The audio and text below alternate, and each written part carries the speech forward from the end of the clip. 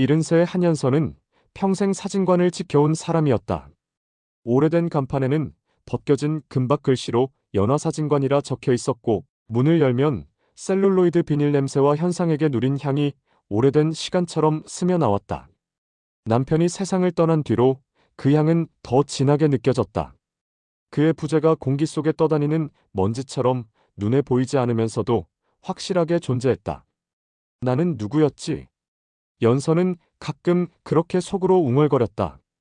누군가의 아내, 누군가의 엄마, 누군가의 사장님. 그러나 자신의 이름 석자만으로 선 자리는 오래전에 흐릿해진 듯 했다. 유리 진열장 안에는 졸업사진과 돌사진을 담은 액자가 줄지어 서 있었고, 그 사이로 먼지가 얇은 필름처럼 내려앉아 있었다. 외할머니, 이거 다 디지털로 바꾸면 어때요? 어느 주말 대학생 손자 민수가 사진관 문을 열며 들어왔다. 손에는 노트북과 작은 스캐너가 들려 있었다. 디지모, 필름 스캔이요? 옛날 필름 다 살리는 거죠. 요즘은 필름 감성 좋아하는 사람들 많아요. 연서는 민수의 말이 낯설어 어깨를 움찔했지만 낯설 사이로 묘한 설렘이 비집고 들어왔다. 살아있는 무엇인가가 한 번 더 숨을 들이쉬는 느낌이었다. 그게 돈이 되겠니? 돈도 중요하지만요. 외할머니 사진에 담긴 이야기, 그거 사람들이 제일 좋아해요. 그냥 화질 좋은 사진이 아니라 누가 찍었고 왜 찍었는지요? 연서는 고개를 끄덕였다. 그녀는 안다. 사진은 항상 사연을 담는다는 걸. 셔터는 순간을 잡지만 사연은 시간을 붙잡는다.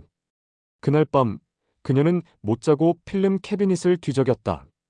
검은 봉투에 적힌 연도와 이름 1981, 김춘자 여사 칠순 1994, 동광초 졸업식 3반. 작은 글씨들이 촘촘하게 과거를 불러왔다. 그녀는 남편이 생전에 쓰던 루페를 꺼내 한 장 한 장 빛에 비춰보았다.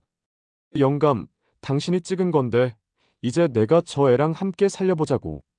그녀가 혼잣말로 중얼거리자 창문 틈 사이로 지나가던 바람이 얕게 셔터를 흔들었다. 다음 주 민수는 본격적으로 작업을 시작했다. 스캐너 위에 올려진 필름 한 줄이 몽글몽글한 화면으로 살아나고 색이 바랬던 웃음들이 모니터 속에서 다시 붉어졌다. 와, 봐요, 외할머니. 이 아기 웃는 거 진짜 살아있잖아요. 저 아기 지금이면 40이 넘었겠구먼. 그렇겠죠? 찾아드리면 어떨까요? 요즘은 동네 커뮤니티도 있고 SNS도 있고. 연서는 잠깐 뜸을 들이다가 고개를 저었다. 사람은 각자의 시간으로 흘러가는 법이야. 다만 나도 한 사람은 꼭 찾고 싶구먼. 그녀가 그렇게 말하며 조심스럽게 꺼낸 봉투에는 오래 묵은 이름이 적혀 있었다. 박주희. 민수가 되묻자 연서는 작게 웃었다. 우리 딸 이름이다. 민수의 표정이 굳었다. 그는 어릴 적부터 외삼촌 얘기는 들어봤지만 엄마의 누나 이야기는 한 번도 듣지 못했다. 외삼촌 말고 이모요? 응. 내가 막 사진관 시작할 때 집안 형편이 어려웠지. 주인은 무용을 하고 싶어 했어. 나는 말렸고. 결국 크게 싸우고 그 길로 집을 나갔지. 그 뒤로 소식이 끊겼다. 연서는 말을 멈추고 봉투를 부드럽게 쓸어내렸다. 이 필름 속에 주희가 있어. 학교 강당 무대에서 마지막으로 춤추던 날. 내가 몰래 가서 찍었지. 그때도 자존심 때문에 말은 못 건네고 멀찍이서 셔터만 눌렀어. 그게 마지막이었네. 민수는 잠시 아무 말도 하지 못했다. 필름을 스캐너에 올리고 화면에 떠오르는 실루엣을 바라봤다. 붉은 조명 아래 앳된 소녀가 팔을 길게 뻗고 있었다. 표정은 결연했고 눈빛은 놀랄 만큼 선명했다. 외할머니, 이건 꼭 찾아야 할 것 같은데요. 찾을 수 있을까? 해볼게요. 사진은 사연을 담는다고 했잖아요. 이 사연, 누군가가 반드시 기억하고 있을 거예요. 민수는 동네 온라인 커뮤니티와 대학 커뮤니티, 사진 애호가 모임에 비슷한 시기 공연 사진을 공유했다. 1990년대 초 구 예술회관 학생 공연을 기억하시는 분 계신가요? 라는 글 아래에는 하루 이틀 지나 기척이 없었지만 사흘째 되는 날 한 댓글이 달렸다. 혹시 박주희 씨? 당시 현대무용 동아리 주의 맞나요? 제가 함께 무대에 섰던 박민아예요. 민수는 심장이 뛰는 소리를 들었다. 곧장 다이렉트 메시지를 보냈고 몇 차례의 확인 과정을 거쳐 연락처 하나를 받아냈다. 외할머니, 혹시 준비되셨어요? 무슨 준비? 이모 번호요. 연서는 오래 숨을 들이마시는 사람처럼 가슴을 부풀렸다가 아주 천천히 내쉬었다. 민수야, 내가 먼저 전화해 볼게. 그녀는 손전화의 주소록에 낯선 번호를 눌렀다. 신호음이 2번 울렸고 곧 낯익지 않은, 그러나 이상하게 오래 기다려온 목소리가 들렸다. 여보세요. 주인이? 누구세요? 나는 엄마 친구다. 너희 집 근처 사진관 하던 연화사진관 사장. 네 어머니 자주 오셨지. 연서는 자신의 정체를 숨겼다. 갑작스러운 만남이 폭발 같은 감정으로 번질까, 주위가 다칠까 두려웠다. 잠시 침묵이 흐르다가 상대가 조심스럽게 물었다. 사진 얘기인가요? 그래. 네가 무대에서 춤추던 사진이 있어. 네가 혹시 보고 싶다면. 보고 싶어요. 짧고 단단한 대답이었다. 약속은 일요일 오후로 잡혔다. 연서는 사진관을 오전부터 정리했다. 유리창을 닫고 오래된 포트폴리오를 꺼내고 액자 하나를 새로 만들었다. 무대 위 소녀의 사진을 가장 앞에 세워두었다. 민수는 조용히 의자를 정렬하고 작은 테이블에 차를 준비했다. 외할머니, 괜찮아요? 두렵다. 하지만 오늘을 놓치면 아마 평생 후회할 거야. 문이 열렸고 중년의 여인이 들어섰다. 살짝 굽은 어깨, 그러나 눈빛만은 당당했다. 그녀는 한 발짝, 2발짝 사진 앞으로 다가왔다. 사진을 본 순간 그녀의 손이 떨렸다. 이 사진 누가 찍었나요? 연서는 대답 대신 조용히 앞으로 걸어갔다. 주희야. 여인이 천천히 고개를 들었다. 눈동자가 흔들렸다. 엄마. 단 한마디, 그러나 그 한마디가 사진관의 시간을 멈추게 했다. 오랜 침묵이 두 사람 사이를 막았던 돌담처럼 서 있었지만 그 돌담의 틈새로 물이 스며들 듯 눈물이 번졌다. 미안하다. 연선이 먼저 말했다.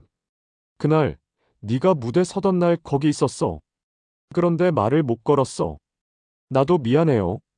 엄마가 내 꿈을 이해 못 해준다고만 생각했어요.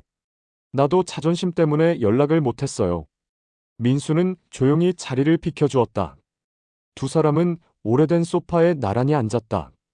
끊어진 이야기의 양쪽 끝을 찾아 묶는 사람들처럼 서로의 말을 조심스레 더듬었다. 그동안 잘 지냈니? 잘 지냈어요. 아이 둘 키우고 작은 무용학원도 하고 있어요. 오랫동안 무대는 못 섰지만 아이들이 춤추는 걸 보면 그래도 좋았어요. 그래, 다행이다. 연선의 목소리가 부드럽게 풀렸다. 엄마는 사진관 지켰고, 응. 내 아빠가 떠나고는 그냥 버티느라 살았다. 그날 오래된 필름과 스캔된 사진, 그리고 차분한 차 한 잔 사이에 오고 간 말들은 서로의 시간을 조금씩 어루만졌다. 주인은 현관을 나서기 전 액자 속 사진을 한 번 더 바라보았다. 엄마, 이 사진 내가 가져가도 돼요? 그럼. 널 위해 찍은 건데. 주인은 액자를 품에 안고 조용히 웃었다. 고마워요. 정말 고마워요. 만남 이후 사진관에는 새로운 바람이 불었다. 민수는 연화사진관 디지털 아카이브라는 이름으로 작은 웹사이트를 만들었고 동네 사람들의 옛 필름을 받아보곤 해 전해주기 시작했다. 와, 우리 아빠 젊었을 때 이렇게 잘생겼었어요? 우리 엄마 결혼식 사진 처음 봐요.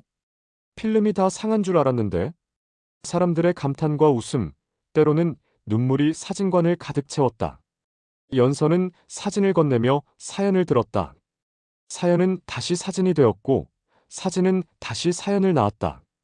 어느 날 낯익은 남자가 사진관 문 앞에서 망설였다.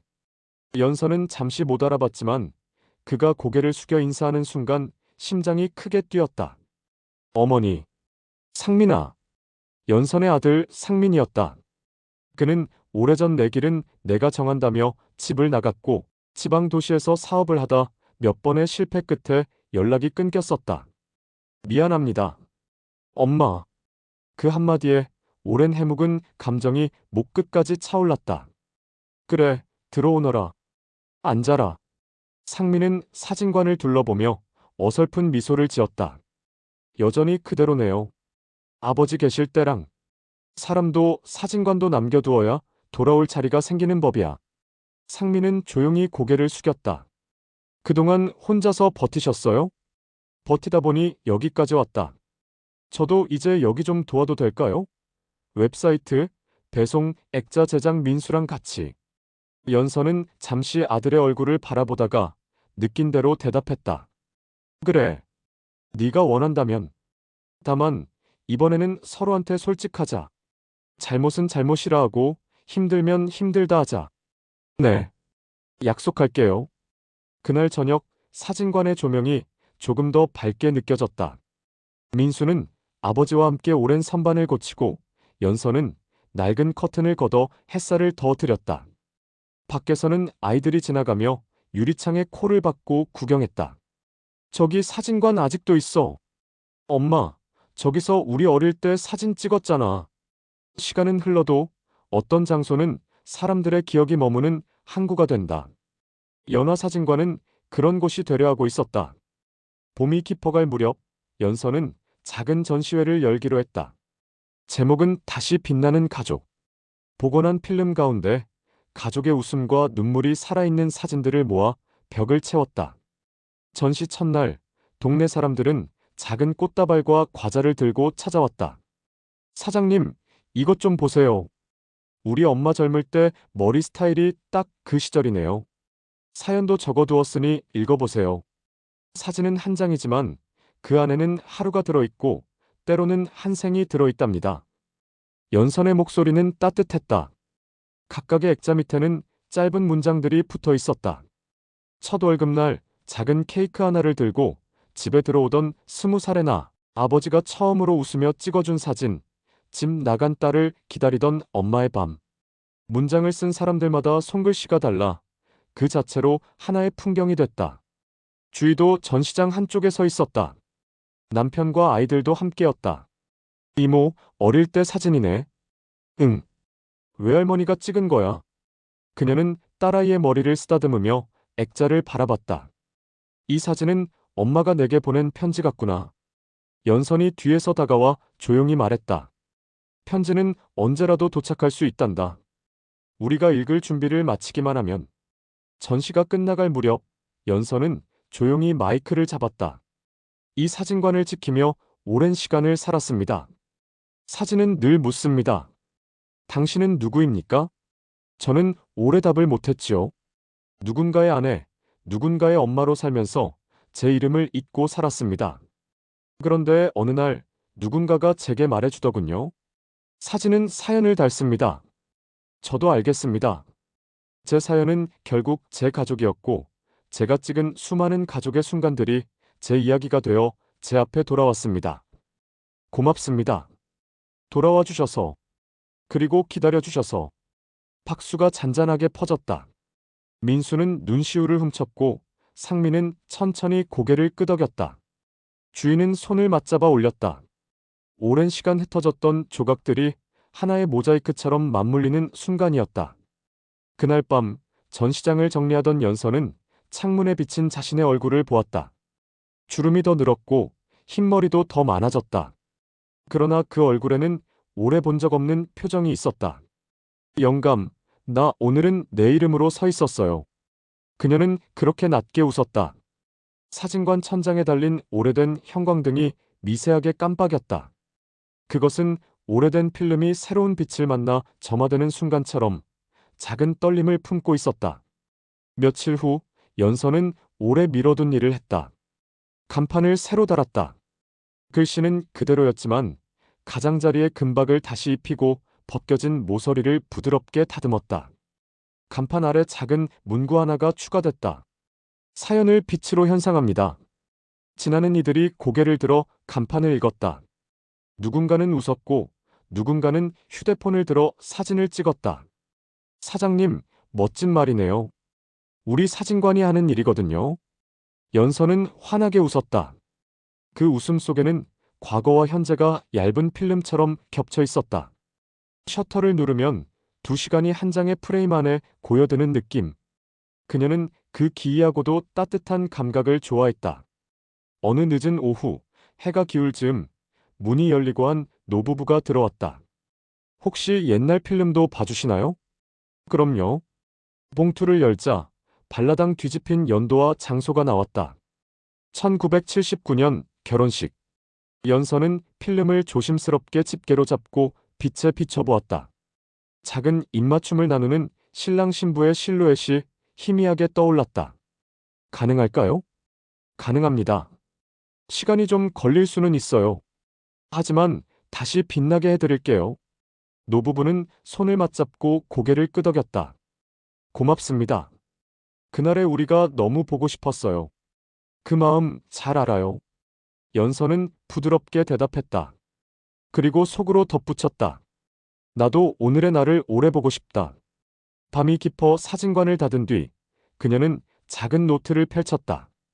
오늘의 사연이라는 제목 아래 짧게 메모를 남겼다. 옛날에 우리가 보고 싶은 사람들, 다시 마주한 이름들, 기다림 끝에 도착한 편지들. 글을 쓰는 동안 그녀는 자신의 이야기가 더 이상 고립된 독백이 아니라는 것을 깨달았다.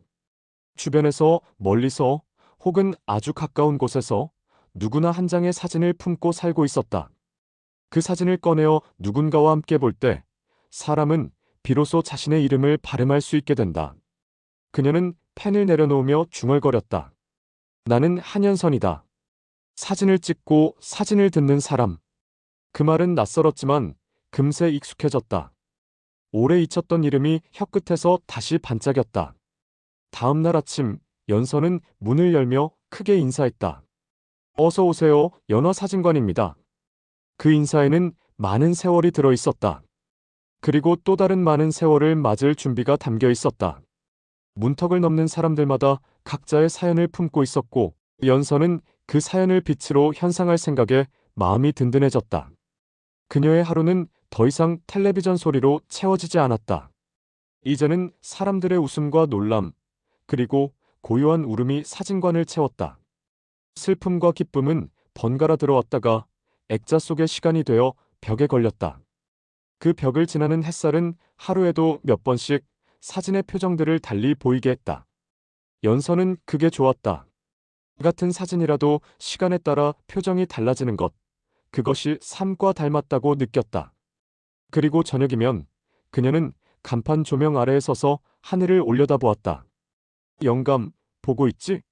우리 사진관, 아직 살아있어. 그때마다 바람이 살짝 간판을 흔들었다. 금박 글씨가 반짝이며 대답하는 것 같았다. 응, 보고 있어. 너 참 잘하고 있어. 연서는 미소 지었다. 그녀는 다시 자신의 이름으로 서 있었다.